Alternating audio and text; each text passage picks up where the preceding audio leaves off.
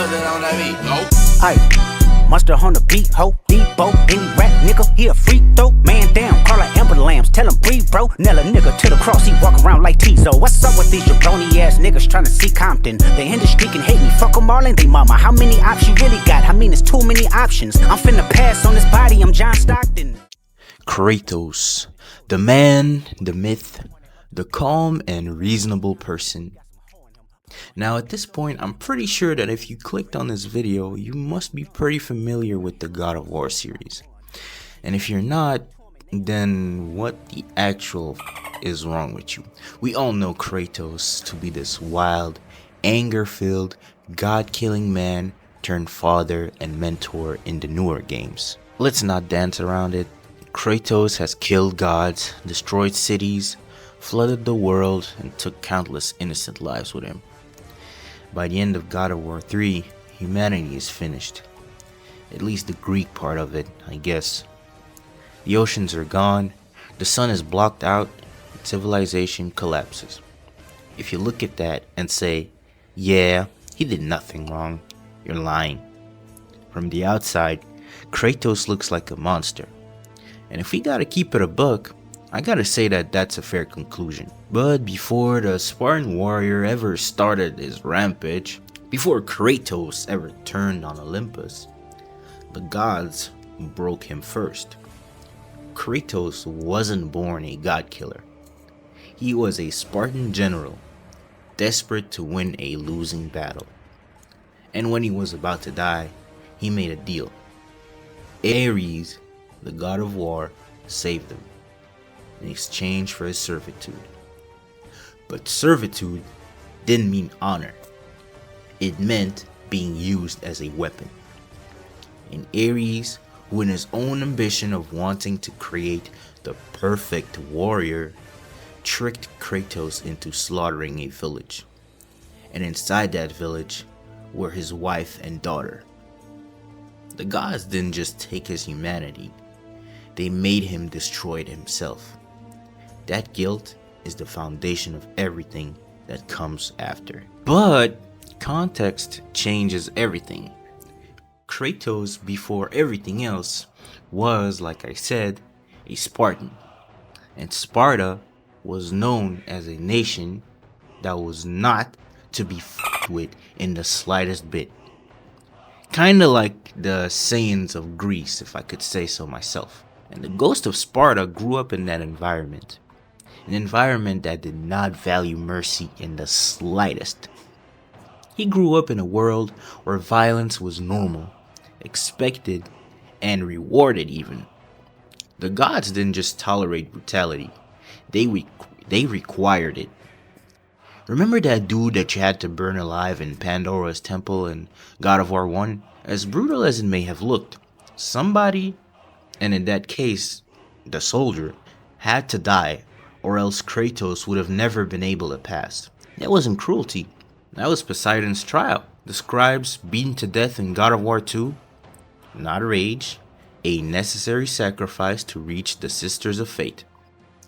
Kratos didn't decide human life was meaningless. He was taught that it was, by the same gods who later punished him for believing it. And no, this didn't begin in God of War 3.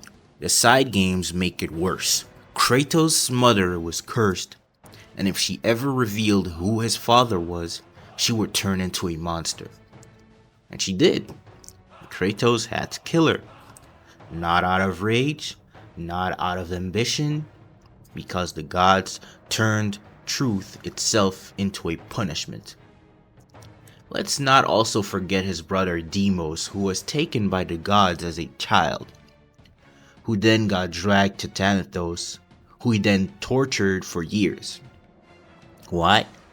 Because Zeus heard a prophecy and got scared like a little and instead of taking responsibility, he chose prevention through cruelty. That rhymes. That's the pattern. Every time something human touches Kratos' life, the gods twist it into suffering. Look at Kratos' face at the end of God of War 1. That's not the face of a warrior who won. That's the face of a man who's broken and beaten beyond belief. Someone who's lost everything and doesn't even know how to keep it going anymore. And even when he finally wants to relieve himself of that pain, when he's ready to let it all end, the gods still take that away from him.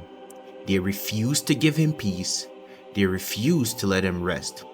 They even refuse to let him forget. Even in his lowest moment, they remind him that his life still belongs to them. Now compare that face to this one in God of War 3. The grief is gone. The exhaustion is gone. All that's left is rage. This isn't a man searching for forgiveness or an escape anymore. This is someone who's been pushed so far that anger is the only thing keeping him standing. The calm despair of the first game has transformed into pure fury by the third. And that shift alone tells the whole story of what the gods did to him. One face shows a man who wanted the pain to stop. The other shows a man who decided the world was going to feel it too. And here's the best way to understand Kratos. He's like an abused dog, beaten, used, and rewarded only when he hurts others. For years, violence was the only language his environment and the gods ever taught him. So it's no surprise that when everything finally breaks, it breaks violently. And God of War 3 is what happens when that dog finally snaps. You're not cheering because what he's doing is good. You're cheering because the abusers are finally facing consequences. And let's be real, because it's kind of badass too. But underneath the spectacle, it's ugly, it's violent, and it's uncomfortable to watch. This isn't a heroic victory. It's the inevitable result of someone being pushed past every limit. Kratos isn't the gods' mistake. He's their fate. And here's the true tragedy of it all. Kratos wanted to end the gods so no one else suffers like he did. And also for revenge too. But in doing so, he becomes exactly like them. Willing to destroy anything in his path, sacrifice anyone necessary, and justify it all as the greater good. He doesn't defeat their ideology, he inherits it. It's kind of poetic when you think about it. At the end of God of War 3, we see the destruction and madness that Kratos has caused all around him. And in a final act of redemption and defiance against the gods, I say the gods, but it's literally just Athena, gives up the power of hope that was sealed deep inside him, to Greece's, or quote-unquote, humanity's last few survivors.